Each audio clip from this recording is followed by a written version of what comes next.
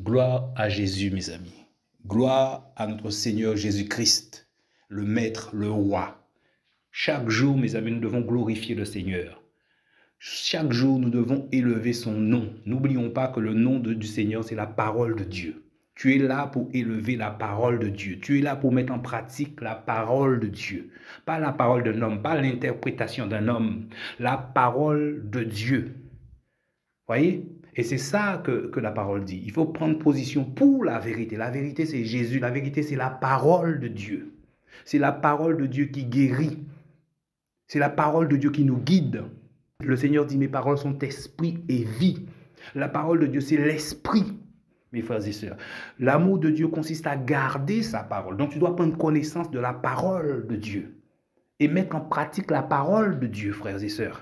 C'est ça que nous dit la Bible. Ce n'est pas celui qui lit la parole, ce n'est pas celui qui écoute la parole qui sera justifié, mais celui qui observe la parole. C'est-à-dire celui qui prend connaissance de la véritable parole, la sainte parole de Jésus-Christ, et qui met cette parole en pratique, qui passe sa vie à mettre la parole en pratique, mon frère, ma soeur. C'est ça l'amour de Dieu, c'est ça un enfant de Dieu, mes frères et sœurs.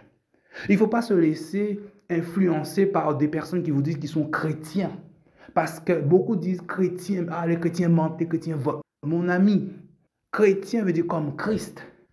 Christ était sans péché. On n'a pas vu Jésus voler. On n'a pas vu Jésus agir méchamment. Non, mon frère, ma soeur, celui qui agit méchamment n'est pas chrétien. Il faut arrêter de dire que ce sont des chrétiens. Non, ce ne sont pas des chrétiens. Celui qui pratique le péché n'est pas chrétien. On peut trébucher, oui, mais un enfant de Dieu a le cœur repentant. Il se repent devant son Dieu. Voyez, mes frères et sœurs, il se repent. N'oublions pas que la Bible nous dit, il me semble dans Matthieu 7, verset 16, on les reconnaît à leurs fruits. C'est à leurs fruits qu'on va reconnaître le méchant, mon frère, ma sœur. Voyez, les fruits, ce sont les œuvres. Les fruits, ce sont les actions. Les fruits, ce sont les paroles qui sortent de la bouche de cette personne. C'est ça les fruits. Qu'est-ce que tu portes comme fruit? Et on saura de quel arbre que tu appartiens. Il n'est pas dit dans la Bible qu'on va les reconnaître à leur onction. Beaucoup se font égarer parce qu'un homme ou une femme a une onction apostolique. Ah, c'est une onction apostolique. Donc, c'est un enfant de Dieu. Mon frère, ma soeur. La parole dit que beaucoup viendront avec une onction apostolique. Mais qui te dit que cet homme, cette femme appartient à Dieu? Il faut regarder leurs fruits. Qu'est-ce qui sort de leur bouche? Tu vois de l'arrogance dans cet homme, dans cette femme? Cet homme n'appartient pas à Dieu, mon frère. Tu vois le mensonge dans sa bouche? La Bible dit, Satan, c'est le père des menteurs, le père du mensonge. Donc, il n'appartient pas à Dieu, même s'il a une onction apostolique. Mon frère, ma soeur, qu'est-ce qu'il fait? Est-ce que c'est de la méchanceté qui sort de sa bouche? Dieu n'est pas sentimental, mon frère, ma soeur. Dieu est là pour remplir ton cœur de son amour. Or, l'amour de Dieu consiste à garder sa parole, à obéir sans condition à la parole de Dieu. Mon frère, ma soeur, c'est ça l'amour de Dieu. Nous sommes dans ces temps de la fin où l'idolâtrie règne. Et pourtant, le Seigneur dit, fuyez l'idolâtrie. Fuyez l'idolâtrie. Mon frère, ma soeur, c'est quelque chose que tu ne peux pas lutter contre ça, l'idolâtrie. Quand le cœur d'un homme est rempli de ténèbres, son cœur est élevé, tôt ou tard, si tu le suis, il va t'égarer aussi. Il suffit juste de regarder autour de cet homme, de cette personne. Tu verras, il y a des idolâtres, il y a des fornicateurs, il y a des impudiques, il y a des menteurs. Ça veut dire quelque chose. Peu importe l'onction qui va sortir, peu importe l'onction qui va utiliser. Le Seigneur dit, beaucoup viendront à la fin et diront, Seigneur, j'ai fait des miracles en ton nom. Ils ont agi dans le nom du Seigneur Jésus. Pourtant, le Seigneur va leur dire, allez dans le feu éternel, vous qui commettez l'iniquité. L'iniquité, c'est la désobéissance à la parole de Dieu. L'iniquité, c'est la violation de la parole. C'est la rébellion à la parole. Dieu peut même agir à travers toi et tu n'es pas enfant de Dieu. Mon frère, ma soeur. Alors ne vous fiez pas à leur onction. Non, mon frère, ma soeur. Tu dois te fier à la parole de Dieu. Tu dois te fier aux fruits Quels sont les fruits de cet homme, de cette femme? Est-ce que c'est en conformité à la parole de Dieu? La parole de Dieu, c'est la loi de Dieu. Donc, est-ce que tu es conforme à la loi? Parce que si tu es idolâtre, le jour que moi je vais trébucher, mais tu es idolâtre de moi, tu es idolâtre de quelqu'un, le jour où le Seigneur va vouloir passer par toi pour rectifier la chose, mais tu es idolâtre. Tu vas dire oui, mais. Dieu n'est pas dans les oui, mais. Le oui, mais, c'est le mélange. C'est soit oui, oui, soit non, non. Soit tu es avec Dieu, soit tu n'es pas avec Dieu. Celui qui pêche contre un seul commandement est coupable de tous les autres, nous dit la parole. Alors, nous, le Seigneur nous demande de prier pour nos ennemis. Pourquoi on ne prie pas pour nos frères et sœurs? Pourquoi? Le Seigneur établit des hommes. Malheureusement, ces hommes, à un moment ou un autre, après quelques années, ils pensent que le peuple de Dieu est à eux. Ils se comportent comme des gourous, mon frère, ma sœur. Tout doit dépendre d'eux. Mais qui t'a dit ça, mon frère? Ma sœur, qui t'a dit ça? C'est le Seigneur qui conduit ses enfants. Il faut que tous ces ministères lâchent les enfants de Dieu. Arrêtez vos contrôles sur les enfants du Seigneur. Vous devez lâcher les enfants de Dieu pour que les enfants de Dieu agissent selon le Seigneur. On le dit, mais dans la pratique, on ne le fait pas. Dans la pratique, on s'oppose. Et on te calomnie en disant que tu es rebelle, tu es ceci, tu es cela. Non, c'est Dieu qui te demande de partir. C'est Dieu qui te demande d'aller faire l'œuvre. On doit te bénir pour aller faire l'œuvre. Où est l'amour de Dieu? Il n'y a pas qu'un seul ministère dans l'église du Seigneur.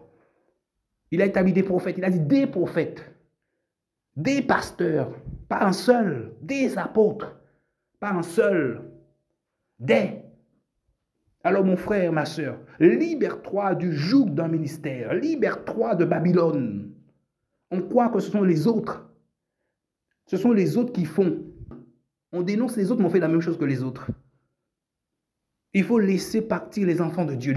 Laisser les enfants de Dieu agir selon Dieu. Lâchez les enfants du Seigneur. Il n'y a pas de gourou dans l'église. Il n'y a pas de gourou dans l'église.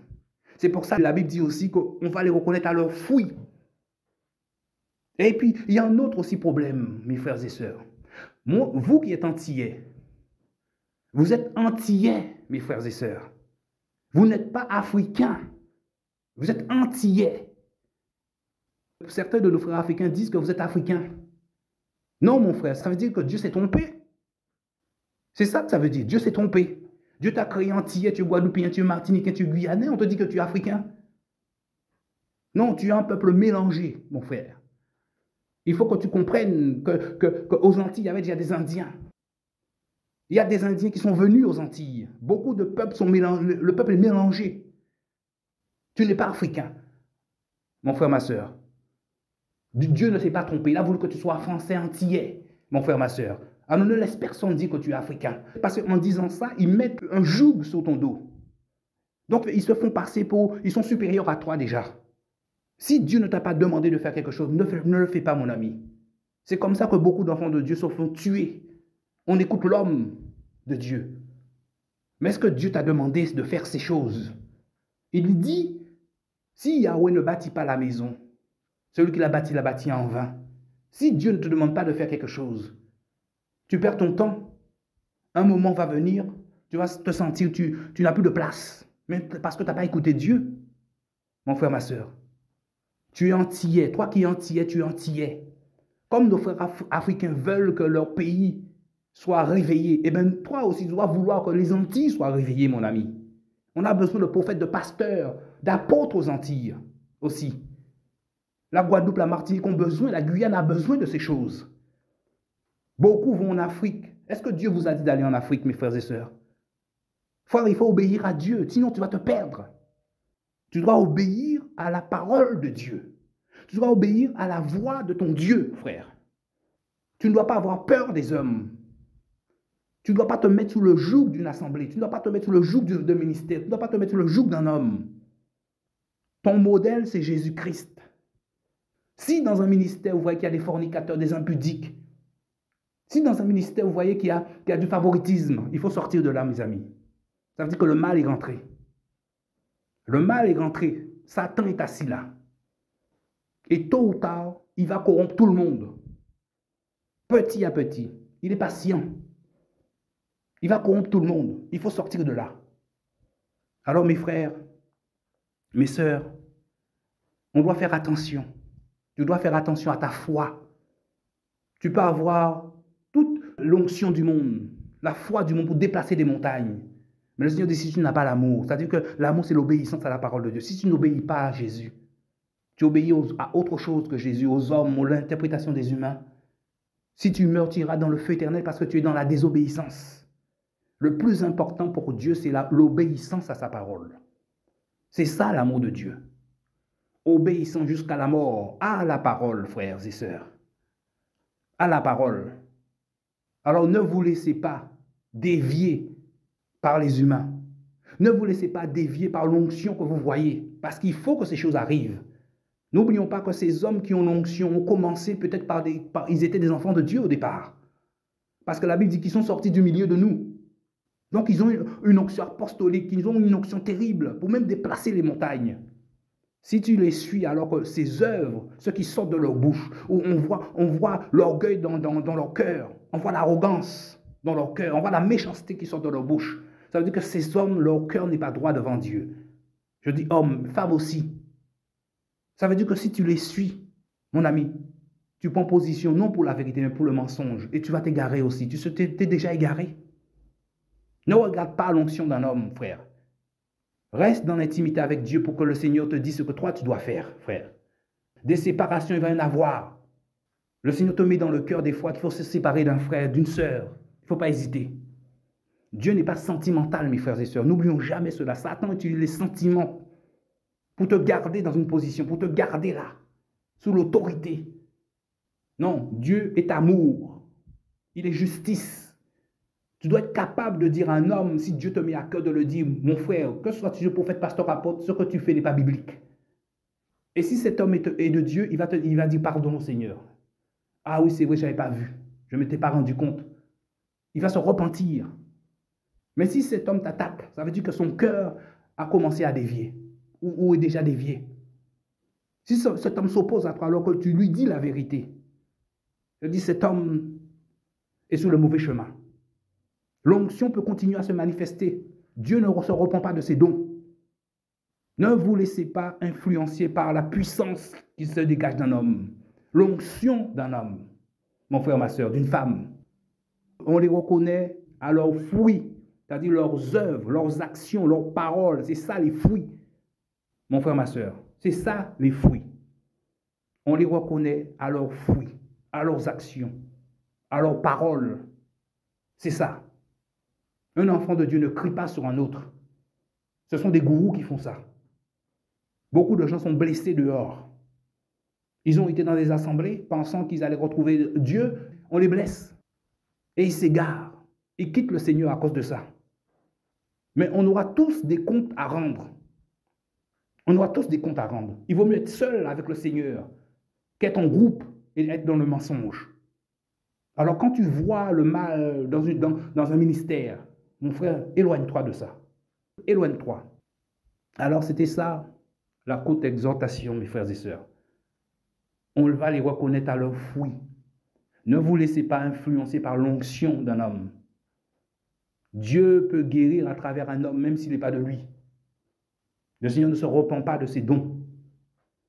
Beaucoup viendront à la fin, disait le Seigneur, et diront, Seigneur, j'ai fait des miracles en ton nom. J'ai prophétisé en ton nom. J'ai guéri en ton nom. J'ai fait plein de choses en ton nom.